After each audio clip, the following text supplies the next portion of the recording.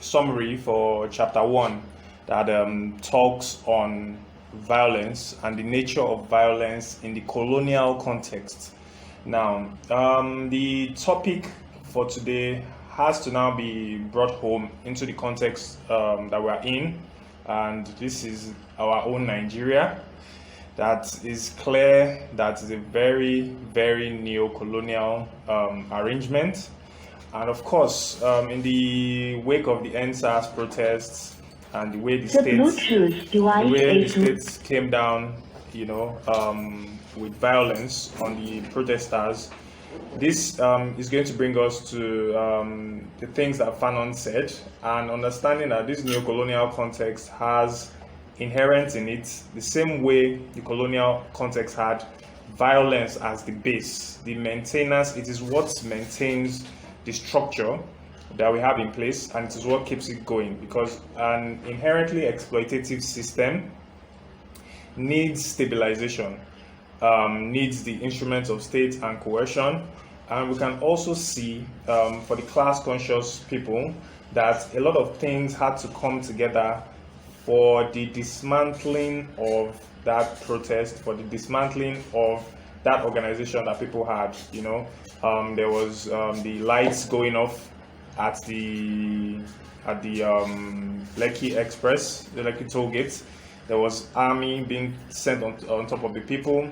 We can see a lot of the media didn't get coverage. We didn't have proper coverage of that. So when people say conspiracy theory, you have to laugh at them and see that, can't you see how these elites, this nationalist bourgeoisie that were the children of yesterday's colonialism, how they conspired to quell the protest in a very, very brutal manner. This is violence now, in a brutal manner, and at the same time trying to obscure the truth and also delay justice.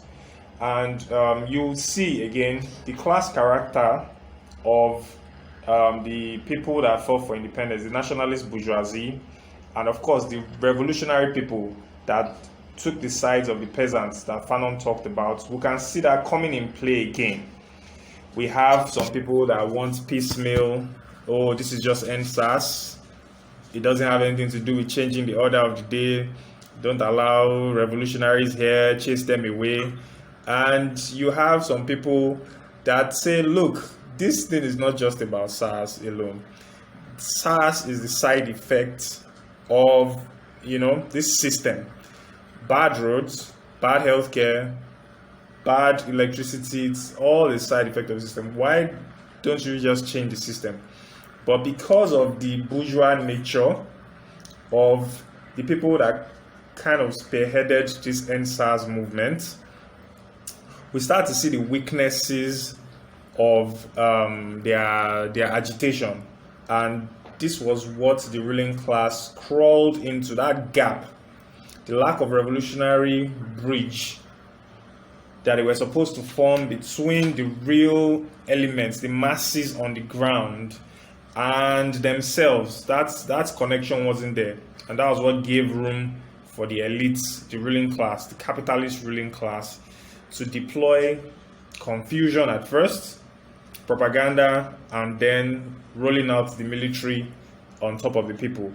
And this is a lesson to us that the character of this ruling class is inherently violent. Real revolutionary understanding teaches us that there's a very high probability. In fact, it's there. It's a permanent feature. As Fanon said, it's a permanent feature of this system. And if you have a ruling class that has the same colonial DNA as it was back when we had direct colonization, you start to see that they borrow or use from the exact playbook. It's nothing different from apartheid South Africa, where you have really serious struggle for economic equality and all that. So if we are to also look at what the judiciary is doing, because they have a panel set up now, and what the army is doing, and what the media is doing and what the so-called youth representatives are doing, you will see that the lack of consciousness, the lack of revolutionary consciousness amongst the representatives, when you have comedians, and this is not to say that comedians cannot be revolutionary, this is not to say that entertainers cannot be revolutionary, but it is very obvious that these people are not class conscious. They will negotiate within the narrow confines of their own class interests. Once again, going back to what Fanon said, betraying the masses of the people that were the real revolutionary force, that were still ready to go there when they said the coffee was over, the touts and the hoodlums. So these are the real revolutionary forces. And if we do not have a bridge between, these protesters or the so-called middle class spearhead and these people, we'll keep having problems with movements like this. We'll keep having problems with agitations like this, because it will be very easy for the ruling class to mobilize these people against any form of social transformation agitation that we're having. And of course, if this happens, the people on ground then start to get a form of apathy, and they start to see the middle class as being betrayers, or people that they can't put their hope into. And you start hearing them saying that, oh, was this not how we protested in 2012? What came out of it? Was this not how we protested in 2020? Now this is where we're going to now. Was this not how we protested in 2020? What came out of it? So now the task ahead of us, or the lesson that we're picking out of Fanon, is that this violence is something that we should always expect from this dominating ruling class. And how are we going to, one, organize ourselves to brace for this violence and even counter it, or to organize in such a way that the movement is so effective that the instruments of violence will also, be overwhelmed with what we are bringing to the table? Because we've seen in places like Mali, not to say that that is the perfect arrangement, but we've seen where the military or these arms of the states join in with the people. So now the question is, how solid is our own movement?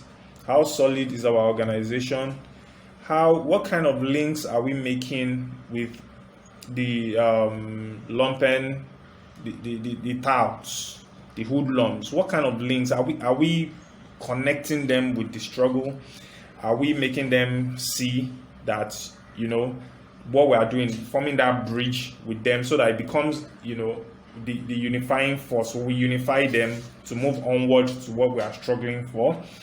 And then, of course, to draw it to a logical conclusion of changing the order of the day, so that we won't tackle bad roads tomorrow. And are we going to start another protest for bad roads? Are we going to start another protest for no electricity? Are we going to? So let's just do this, once and for all.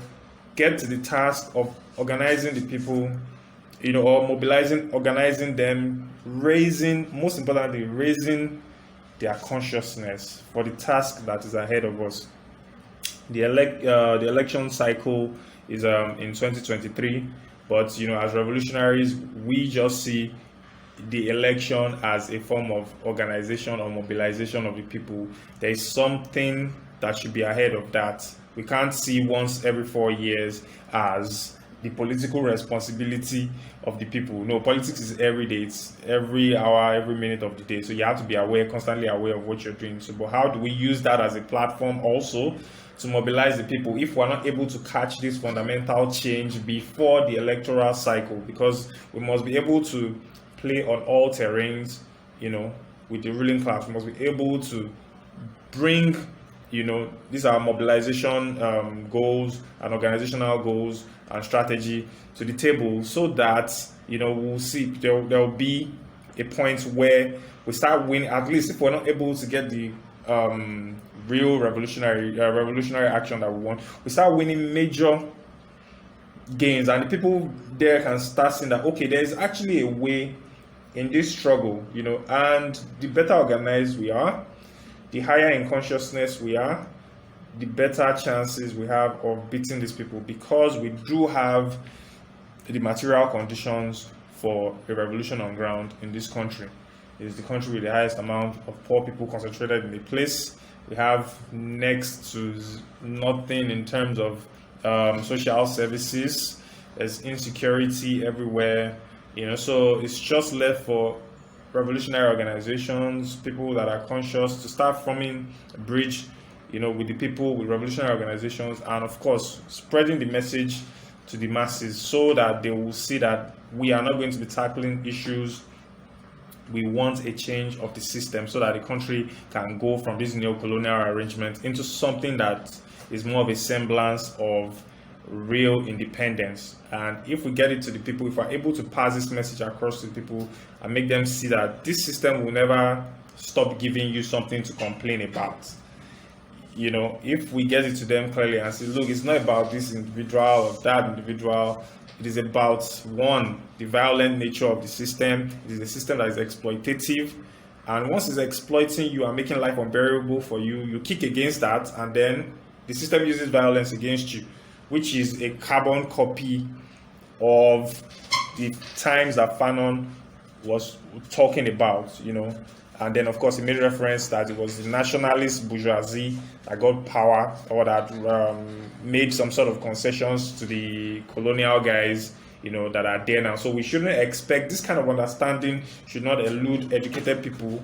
to let us know that this thing is a continuum from colonialism. Once we can get that on the table, then the masses will start seeing the ruling elites as their class enemies, and as people that they should resolutely organize against in every way, shape, and form.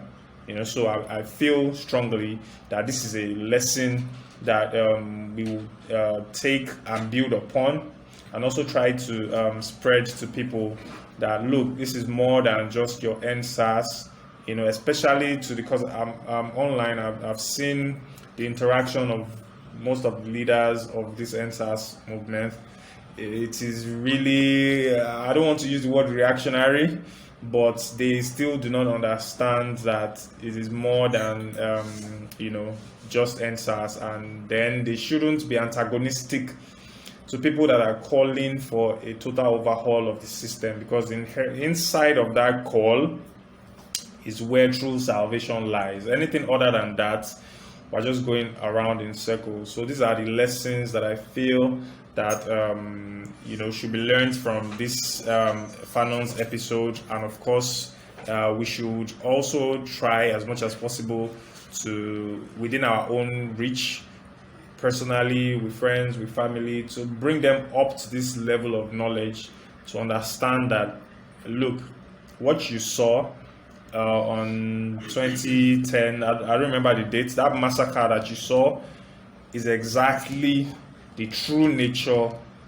of the capitalist Nigerian ruling class, as it applies to all other capitalist ruling class around the world.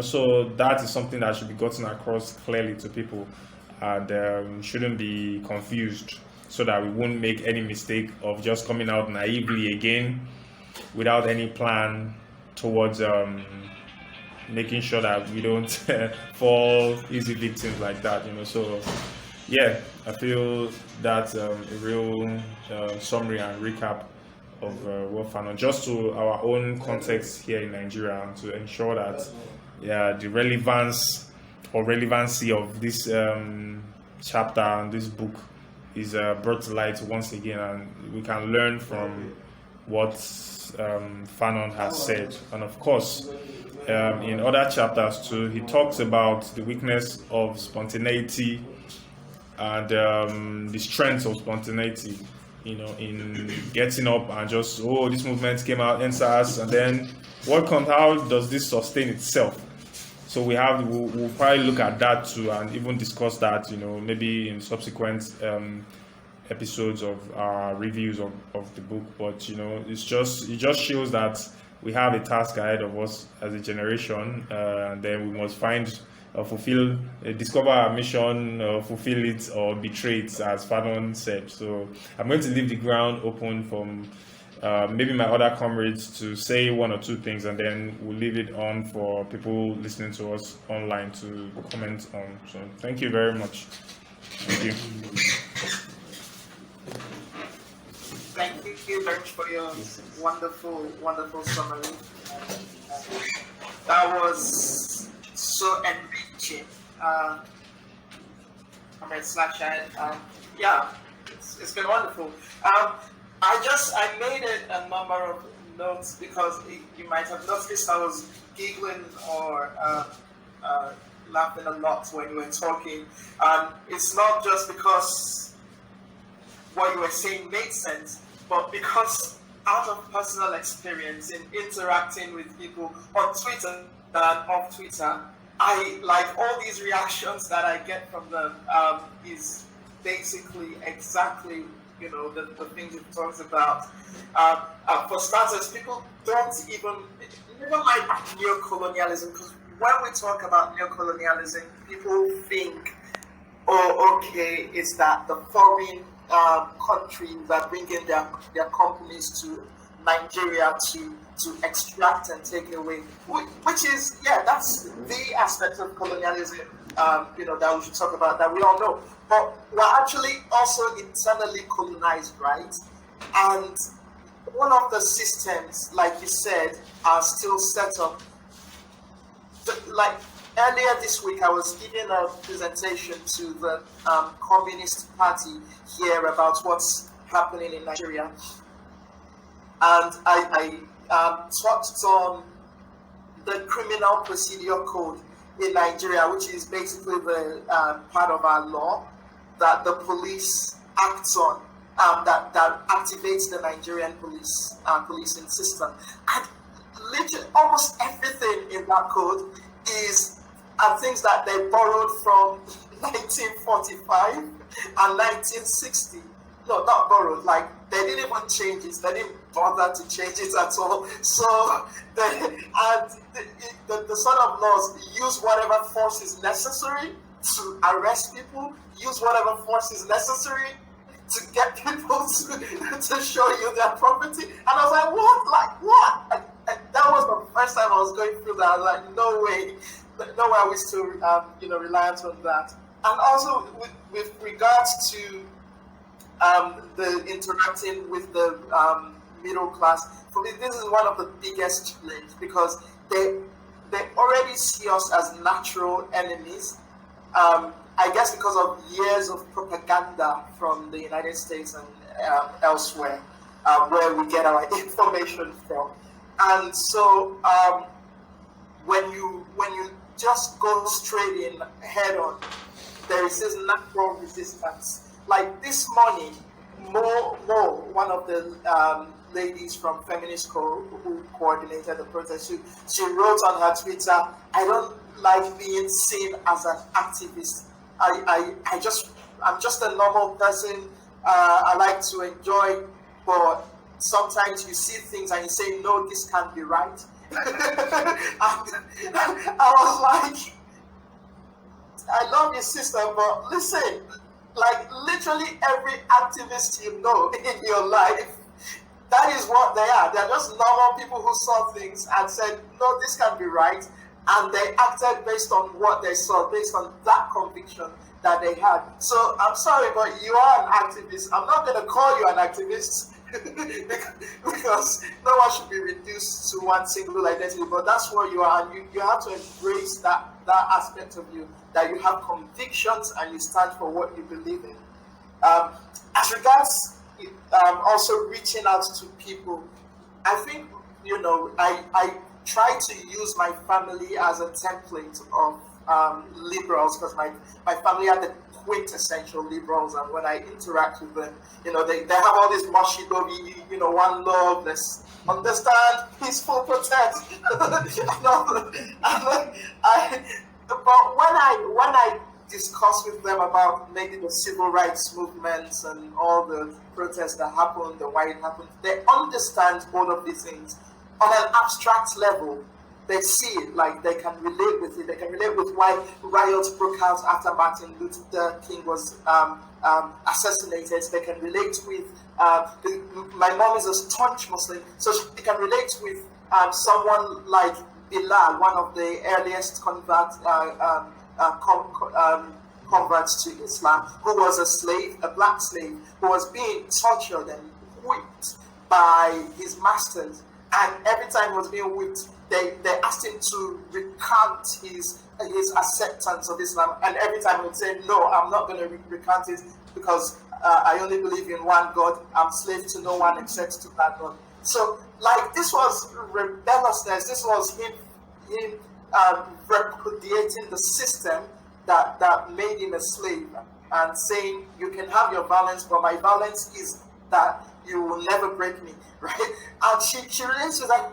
It's like, that's a powerful story. it's a story of rebellion. But when I say, okay, so why do you have a problem with me supporting the people, the poor people who are out there also doing the same thing? And it's like, oh, okay, yeah, don't worry. So it's so hard to bring them to engage with the reality that they already understand on an abstract level to themselves. Like, put yourself there now. Let yourself see yourself in that scenario that you always that you love so much, and then understand why people are doing it. And I don't know. I don't know how to like get that point across to them, because all I can do is keep raising those examples and then saying, okay, replace me with this person. They're like, yeah, but you're not that person. Those people were selected by God or by the movement. I'm like, okay, so we're having our own movement. So maybe you should be that person. But yes, I think that's just my take on it. In the end of the day, yeah, we just have to find a way to like keep trying to get the middle class especially to embody all of this. But I'm also happy that there's been an acceleration of political education, because I can see it everywhere. I can see people are learning very quickly. If you notice at the beginning of the process of so much resistance to revolution now, so much resistance to Showore, he's now our leader, but now, like, no one is even sick. Like, everyone has gone firm. When Showore comes and talks, there's no one saying, shut up, wait, you're not. So, like, there's a little shift that I'm beginning to see, that you cannot escape the fact that the real problem is the system itself, which is why the hashtag changed eventually to end bad governance in Nigeria. But yeah, I've talked too much. Sorry. No, that's all right. Then thanks for the insight, and we'll certainly come back to you as we hold discussions. Yeah, so I want to ask others here online if they have any questions or comments.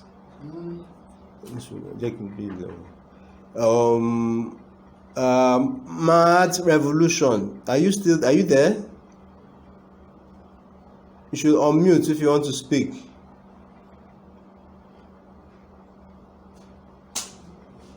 Yeah, go ahead.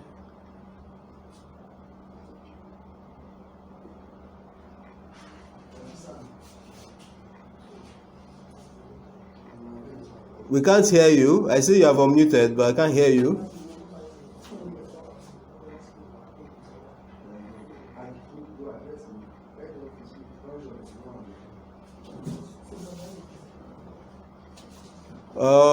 Try and type in the chat if you can hear us and what you want to say. Type it in the chat, please, because I can't hear you. I saw you on mute, but nothing is being heard here.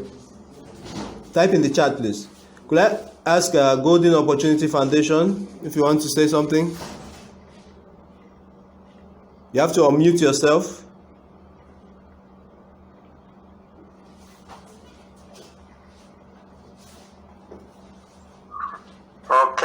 Good afternoon once again. Yeah, could you please start by introducing yourself? Good afternoon once again. Good afternoon. Please introduce yourself. Yeah, I said my name is Abimbolu earlier. Okay.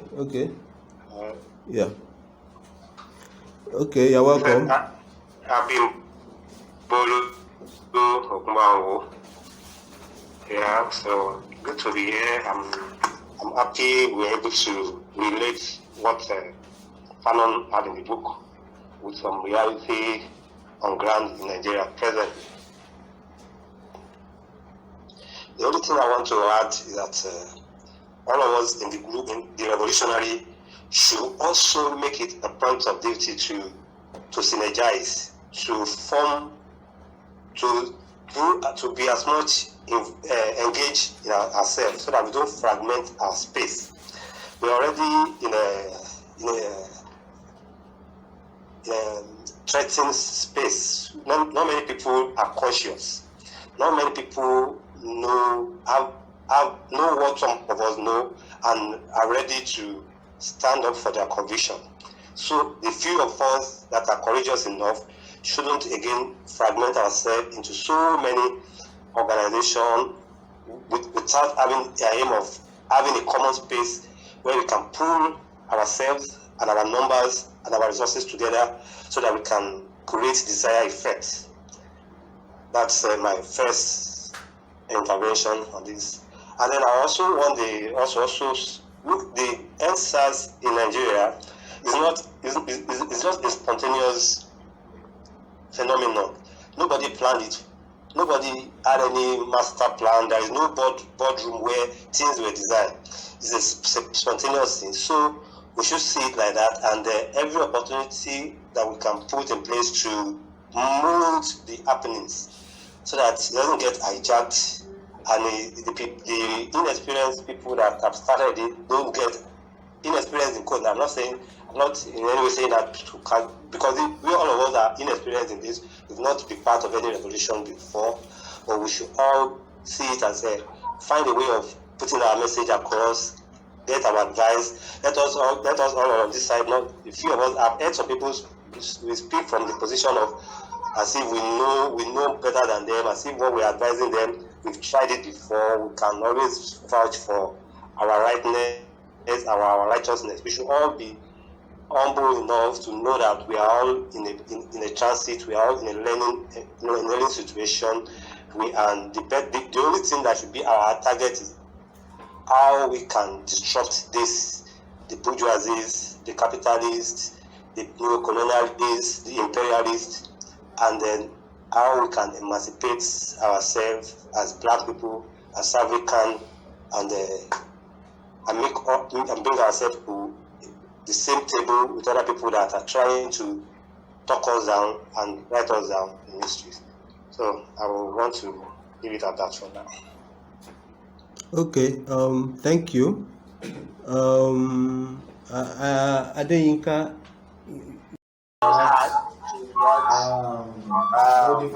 Holding Foundation says that there are some of us who are actually know better, and it was proven during the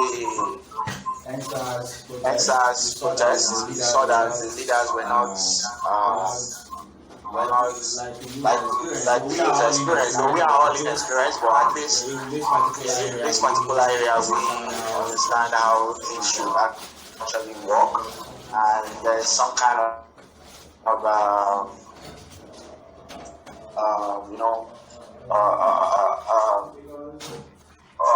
defeat, because we fail to organize these people and give them the revolutionary understanding of how the system works. So we saw what happened when the state came out. They started using all kind of propaganda to dismantle the gatherings and everything that was going on smoothly. So everybody fall back. Nothing is actually happening. Since the state came out and started saying, try to start arresting hoodlums. We are fighting bad governance. It's moved from NSAS to bad governance. It was not as a result of the organizers of this protest, so-called organizers, leaderless, but leaders of the struggle, because they were the voice. Now we are talking about bad governance, and the police went from house to house to arrest people who went to stores, to the warehouse to get the palliative that was supposed to be given to them. None of these people came out to actually condemn and say we are going back to the street, because that is an outright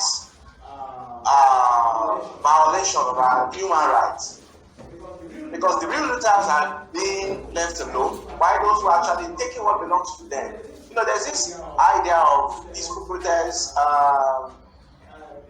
puritanism. You know, we don't have to take our things forcefully. The state is by design. It's a violent state. So if we are going to get them to listen to us, it has to go through certain level of violence. So we need to be careful when we say, oh, we shouldn't act as though we know better. Some of us have been in this struggle for a while. Like Idris was talking about Showoreda. You know, people were saying, oh, we don't need Showoreda. What does revolution have to do with NSAS, this and that? But look at what is happening now. Even if your peaceful protest was met with repression, they opened fire at peaceful protesters at Lekki. That should give us an understanding that people have to learn. But some of us have passed that stage. We know better that the state never peaceful. It will come at you violently.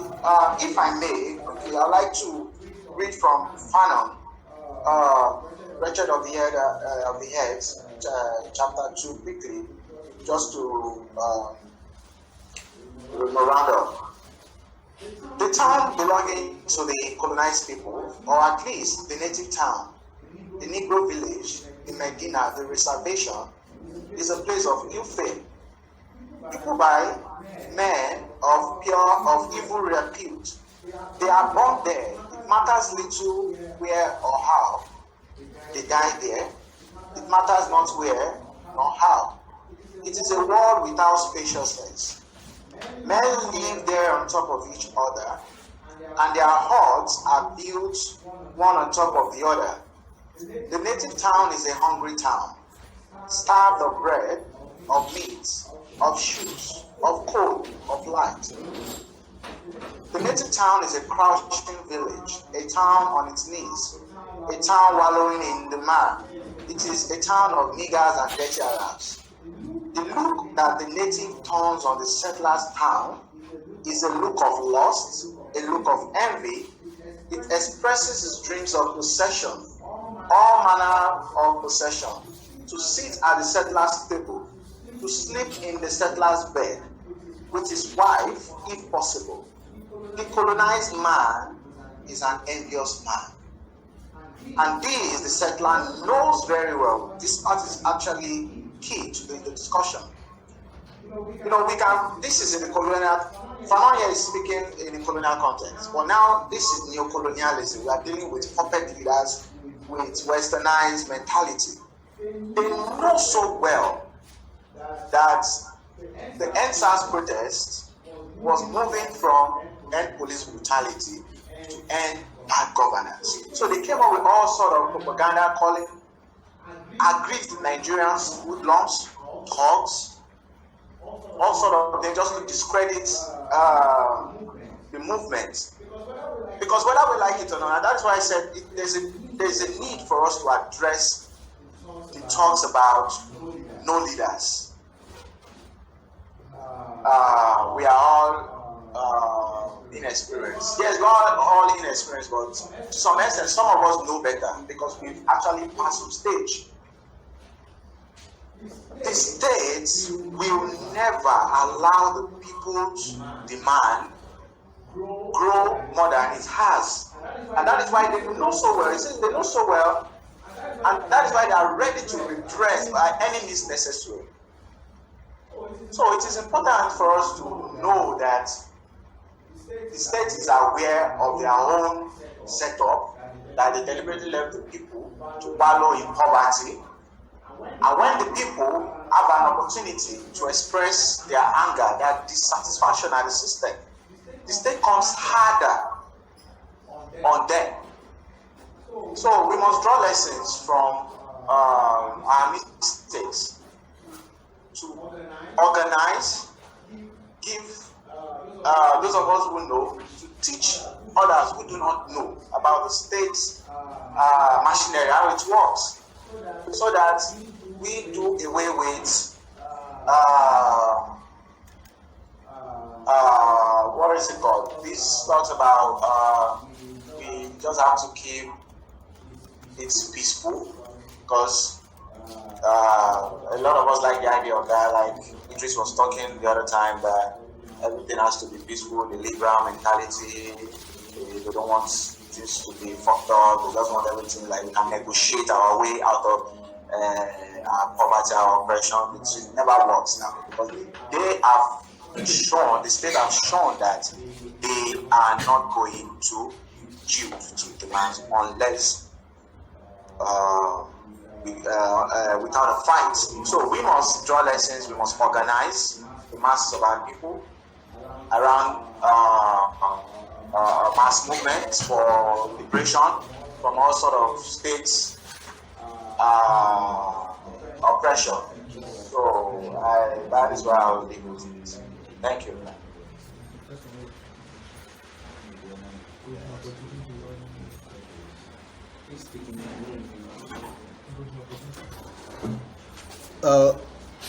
Okay. Thank you for that.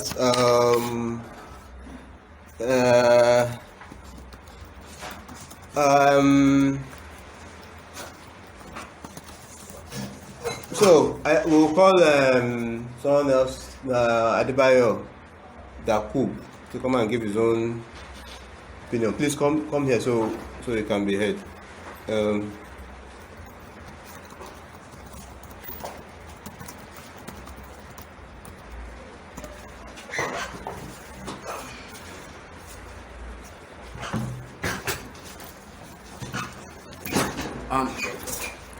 Good afternoon, everyone. I hope you guys can hear me now. Yeah, I just have to just add to what the two previous speakers have said. I don't really have much to say, but I just want to just give my own cheap one or two things to say about this. But firstly, since the discussion is based on the answers, I will just say one or two things. But I would really want to start my presentation with one famous quote of Kwame Nkrumah, that usually said, there's difference between mobilization and there's difference between organization. We could see where mobilization can take us to, and we could see what organization can really do. So what just happened with the case of NSAS is the effect of what mobilization can do. So now, like one famous professor used to say, we all need to learn in action. So those that don't want to learn in action will actually see the difference between mobilization and organization. And now, moving forward to the violent, the violent approach of the ruling class, it is nothing new to those who are already politically inclined about the historical occurrence of how the ruling class usually use their powerful means to suppress the masses against their will. And we need people to understand about capitalism itself, because people have to understand that what just happened within that era of protest and stuff like that is the capitalistic capitalistic show of how this ruling class will choose their properties against the lives of the people. You guys could really see that when the issue of the protest was beginning to lead to burning downs of banks and stuff like that, then you see the heavy repression of how this ruling class came to suppress the people. That shows like they will do whatever in their means to protect their own profit maximization, upon their own class, but to increase the welfare of the people has been the problem for them to solve for us, and we are so filled up with rage, anger, in the way that we want to express it in every way that we can. So I usually tell people, everybody expresses their feelings the way they can. That's why the so-called people, the government are calling hoodlums and all sorts of names, but they're forgetting that they are the one who make these people that way, because that is an evidence that the system that we are practicing in this country is failing if the large amount of the youth are hoodlums and thugs, and you guys are not doing anything about it. So for you as a government that should prioritize the lives of the people who is coming out on national TV to say they are thugs and hoodlums, that shows the effect of the failure of your government. And those are the things we should be looking toward, on how we can able to educate those who are being deprived by this system, to make them understand the state of economic system that have left them that way. We need to give them the political ideology for them to be able to come to their class consciousness of, we are different from this ruling class. This ruling class will always protect themselves above us. And one thing we have to also understand, that the ruling class are more organized than us. Ruling classes are always organized all over the world, but why are we, the proletarians, the downtrodden, have not yet come together to fight for our own interests? That is where we should be heading. This is not a child's play. This is not what's it called, a game whereby everybody is just trying to just build their profile around it. This is quite different. You guys can really see what happened with this NSAS of the thing, because we can see some social media influencers are trying to grow their followership with this thing. But you need to understand that this thing is political. This thing is not ordinary things you could just try to do with social media stunts or stuff like that. There are special people who are specially made for this, and these people are not actually made by God. These people actually made themselves, try to understand the system depressing them. So this thing is a due process. You can't just come today, I just want to be a messiah thing, or trying to just save the whole people. You can't do it all. You can't be a messiah for all, because the people have to be the solution for themselves. So if you that should know that our liberation lies with the people, then it should be your core task in able to increase the mental capacity thinking of the people, because we need to understand that in this capitalist system that we practice in this country has deprived our people standard education, and even the education we are being learned or being taught in school, it's a colonial education, which means we can never discover ourselves or be independent of our own thinking. So we need to understand that, because all this that is presently happening in this country is the symptoms, or let me say the symptoms, or is the final cause of what the colonialists has predicted for us. It's a pathology. It's a pathology of slavery, and it's really actually showing. It's really actually showing. So what we really have to understand is that we are even facing what's it called, slavery in another form, because we all have to understand that those that we call our ruling class as just what are white people in black faces, are white imperialists in black faces doing the job of the imperialists. Because all they wanted, if you could go back and check our history, we never fought for independence the way some countries did. It was all about negotiation. And when those who negotiated for our independence got into power, they never took the time, like I said, they never took the time to really have to develop the people, because they realized that through the education that the British gave us lies their own power. And they knew this, because they didn't want the people to wake up to be able to understand all these things. That's why colonialism is still up to today, still in effect up to today. That's why we are facing state repression that the British use against us. And our so-called ruling class are still even borrowing from that pathology to keep using to suppress the people against what we as Africans and are those who agitated. I admit, Shebi. Yeah. Faguma. So those who agitate, because people really need to understand that this all what we are facing presently is nothing new. If you go historically and check, it has been occurring several times. That's why I said that this British system is still what we are still practicing in this country. That's why I always try to give people an analogy, the similarities between the British use and what this present ruling class are using.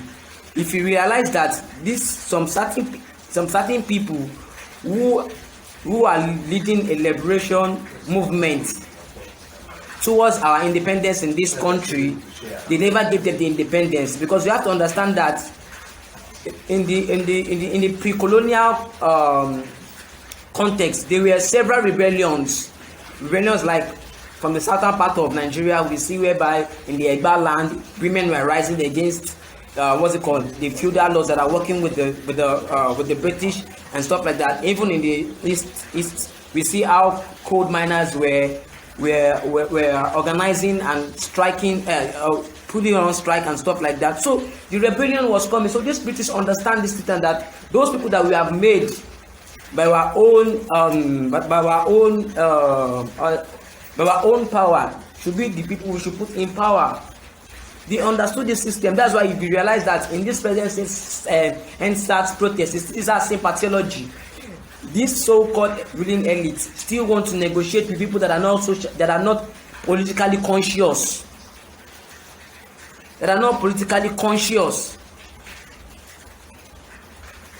So you see that same pathology they are still using. So that's why we have to wake up our people to make them understand that this thing is a process, and we need to firstly understand our so-called ruling class, because they understood us perfectly fine. And they are more organized than us. They have the military, they have all sorts of things. What do we have? We don't have nothing. We need to politically organize. We need to have our own military and things like that. That's why I always say this issue of state police. If actually the organization is right, why not let's create a military for our own self? Let's police ourselves and let's even police the police itself.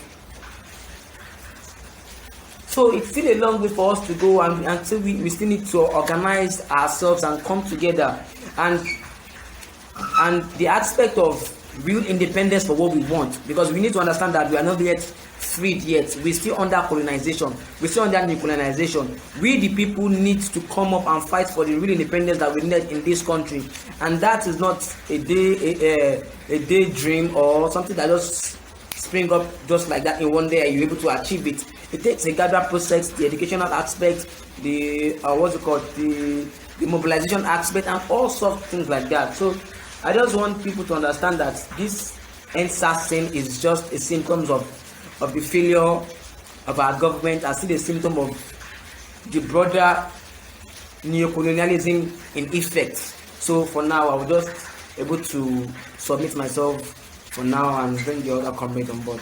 Thank you very much.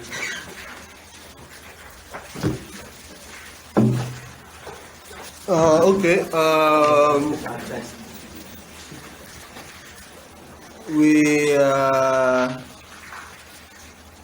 Let me come in. I have a few points and questions.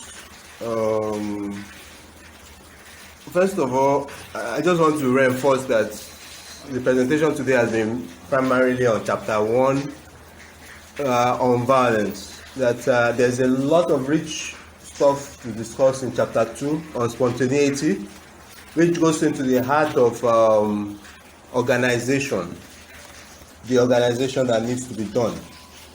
And I think we are still going to, our next session will be on spontaneity, because I think there's insufficient time today to cover that. We should go into that in good detail, though of course we make references to it as we speak today.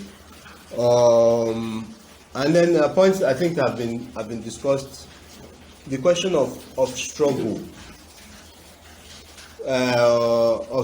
against violence. As you said, the topic today is this resistance, state violence, and the resistance to it. So the question of struggle, as I've always said, I've told people that struggle itself is a teacher, it's a political educator, and there's so much that you learn from struggle. And in the way Fanon writes Wretched of the Earth is very much like a story in a way.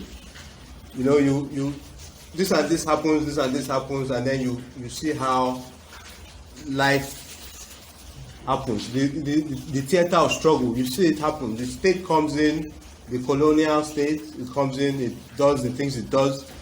People react to it, and in their reaction, they start to learn various things. For example, when the leaders are forced to go to the rural areas, they learn about picking up the gun that they were not doing before, So, and there's a very crucial point Fanon makes in this chapter, that, in this struggle, where a struggle for freedom takes place, there's a struggle against the values that the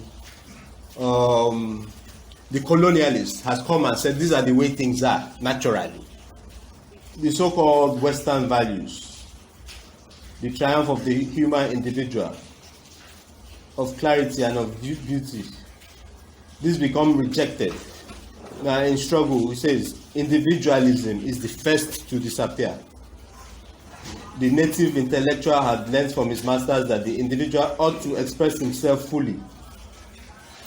The colonialist bourgeoisie had hammered into the native's mind the idea of a society of individuals, where each person shuts himself up in his own subjectivity, and whose only wealth is individual thought.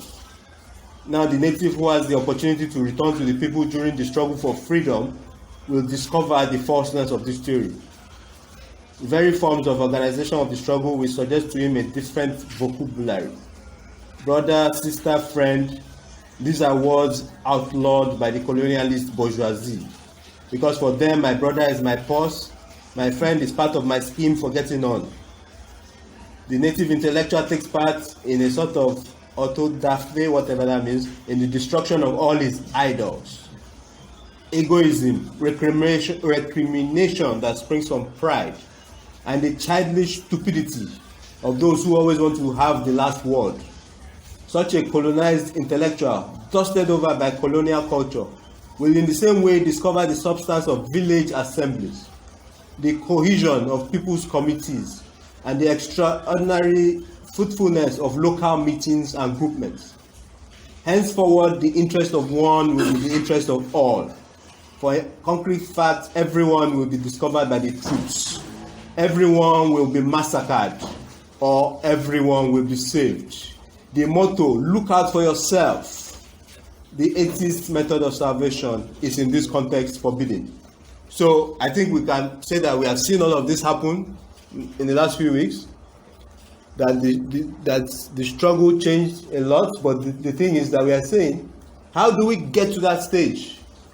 Because we know that we have imbibed colonialist values. So Fanon is speaking of colonialist times with the understanding that it has already been implanted in the intellectual, in the elite, that it will continue in what he calls the empty independence. And those values will continue to persist. And this is the society we live in, where we are constantly with individualist culture, the society. And the only way to break through that culture is through struggle. And now we see a lot of things have changed in the last few weeks where, where people wanted to separate some issues. If you want to go and get massacred because you are fighting for revolution, go and do your revolution, but don't bring your revolution here. Meanwhile, the state does not separate you if you are fighting for revolution or if you are fighting against police violence. Everybody is the same and they massacre everybody equally. So they say people cannot bring revolution. I asked them, I said in Ogbomoso where they kill somebody, did you see anybody wearing revolution hats? And yet, so there's no distinction here. They are going to go after anybody, and now our task is what Fanon is talking about, the assemblies, the organizations among the people. And now the question is, who are the people? Because we are talking about a class, and I want to ask OAG to speak on this. This is my question. Because Fanon talks about stretching Marxist analysis. That in our own context, we have to stretch Marxist analysis a little. Now, because this is the thing that to me is always very, very important. We have people who copy what is in the West and say, oh, we are talking about, and in this struggle, some concrete things have happened which have proven Fanon's point. What is the context here? Well, maybe OAH can elaborate on what we can say in Nigeria. We have to stretch the analysis. What is different? What can we say is our context here in Nigeria?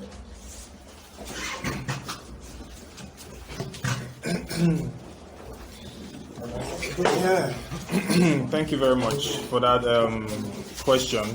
In the context where Fanon was writing, and we should understand that this point was outright domination and colonization, which was the white world against the black world.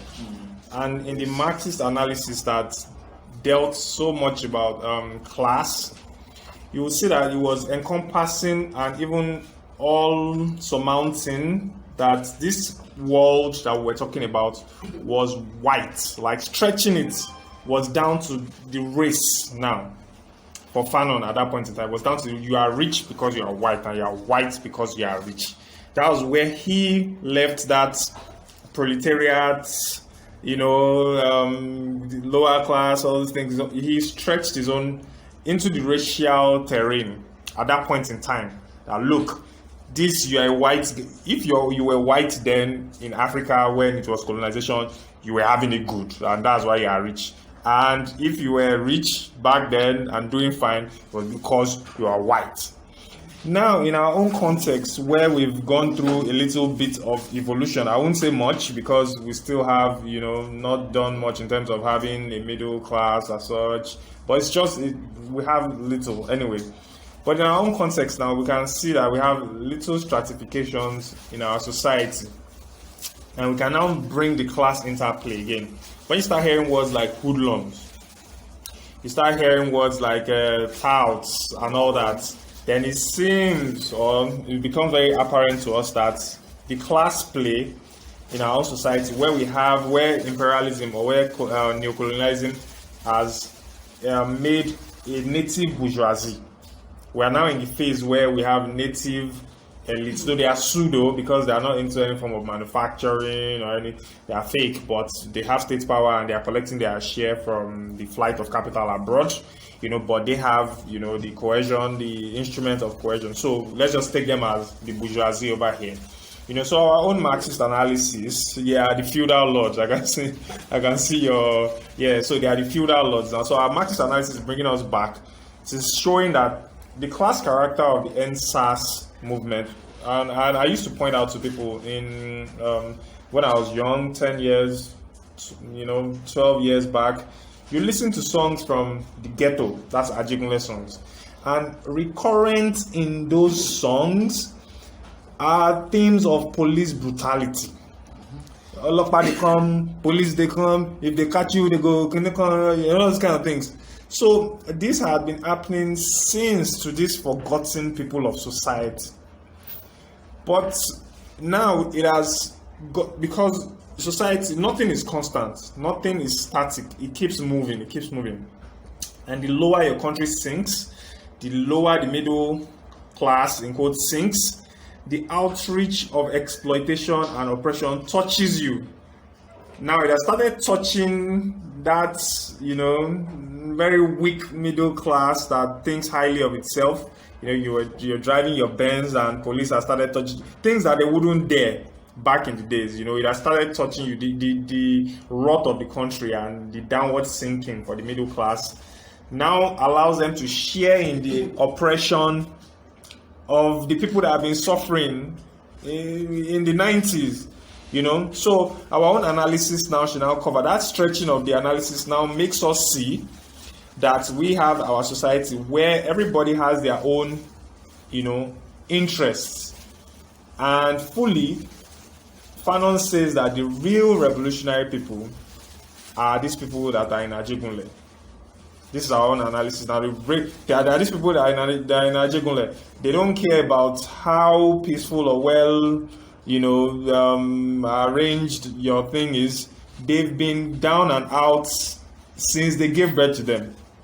They've been down and out. So we have to, we as the, will I say, revolutionary minded, people that are not totally lumpen, should start seeing that our salvation is in bridging this gap between ourselves and these people that are the army, that are the liberation army of whatever it is that we want to do, and that we should know clearly in our own Marxist analysis that without them, everything that we do will always come to naught, and that's what we've seen clearly. So if we don't have them as the physical force behind our own intellectual force, we'll see clearly that, first and foremost, the state will come down on us very hard. And of course, they can, in that second chapter that Fanon talks about, there's a point that he's a portion wherein it said that if you have lumpen elements that are not well, that don't have rising consciousness, that their consciousness level is not high enough, they will become tools in the hands of the ruling class. That this time they will jump into the struggle, but not on your side, but on the side of the oppressor. And we saw that clearly happen. They started mobilizing people, from Alausa's side, thugs in quotes and all that. So now the gap is now there for us as Marxists that are conscious of class dynamics in our society. What are the gaps that we need to plug? What are the gaps that we need to plug so that the thing will move seamlessly and we'll have a real movement that not only caters to the selfish interests of the middle class. I don't like using that word. The middle class, the sinking class. Yes, okay, yes. That will not only cater to the interest of the sinking class of mobilizing, or everybody that wants to just get their own raft and that individualistic thinking, but something that encompasses not only that class but everybody in society, which in a nutshell means overturning the order of the day, because there's no way they're going to have it good where the whole of society won't have to change. It will change. So for them to have it good, the whole structure and order has to change. So this is going back to the Marxist analysis that we have to be conscious that we have an army of people that has been proletarized, that has been made into, serious, even lower than proletarians now. Because if you look at how dire the case of Nigeria is, you see that, we have a ticking time bomb, on our hands that we're sitting down on. So the function and the work of people that, that are conscious of these theories or social dynamics and all that is to quickly bridge that gap.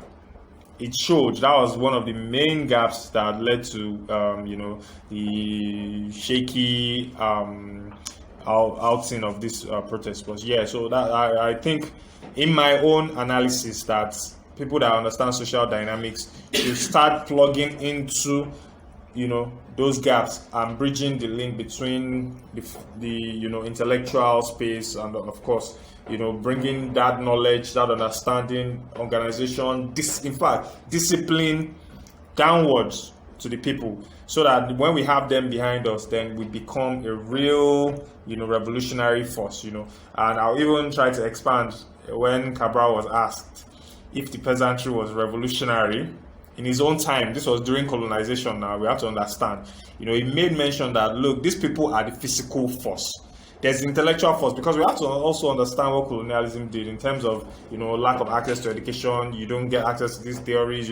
So it's not being wishful when you say that, we have a bunch of educated people that need to bring the knowledge down. It's not like you're lording over people, but you're understanding that you need to, step down this thing for them to see, and then let's now move forward onto the liberation that we so desire. So I feel in my own personal analysis that is the Marxist analysis that we have to popularize and make known, even to the so-called youth leaders that are trying to negotiate within the confines of their own band, their narrow band of class interest, because everyone has a class interest, and if you're not able to dead your own interests and merge it with that of the people, you always come out making mistakes. Even if you have good intentions don't cut it for me.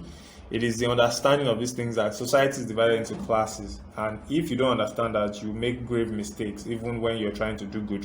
And it's not like all these youths are going to the panel purposely saying, oh, we're going to sabotage the... No, it is out of the lack of this consciousness that mistakes will come, and I think there's a quote from Fanon that says the lack of the connection between the middle class and the masses of the people during the decisive moments will give rise to serious mishaps or something like that.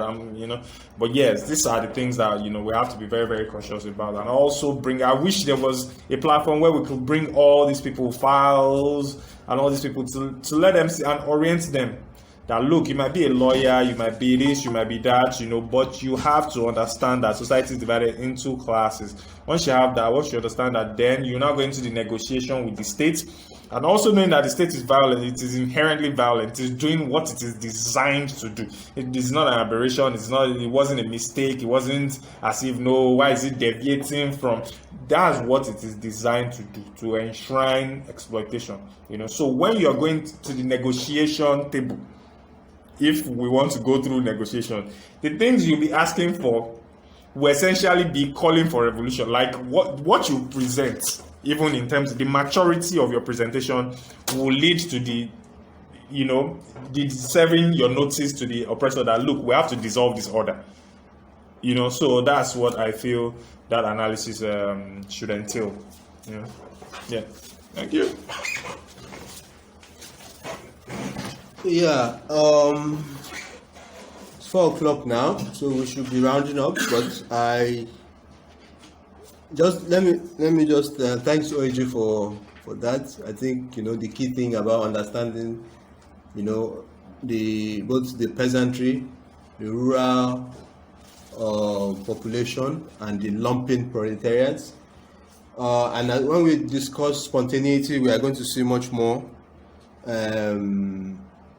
detail. I really like that chapter on spontaneity. It speaks really to where we are and the needs for organization and such. So and in that chapter it speaks so much about this way that the copying of political methods from other places, is a sense of, okay, there's a Marxist analysis in the West, and then you come here and it talks about mechanical application of an organization which was created to carry on the struggle of the working class inside a highly industrialized capitalist society. Innovations and adaptations ought to have been made. The instrument of modern political welfare is thrown down just as it is, without the slightest modification, upon real life, with all its infinite variations. So, I'm giving us a hint to the next chapter. I really also want to say I like the point that Idris made earlier. That the law that guides the police is the colonial law.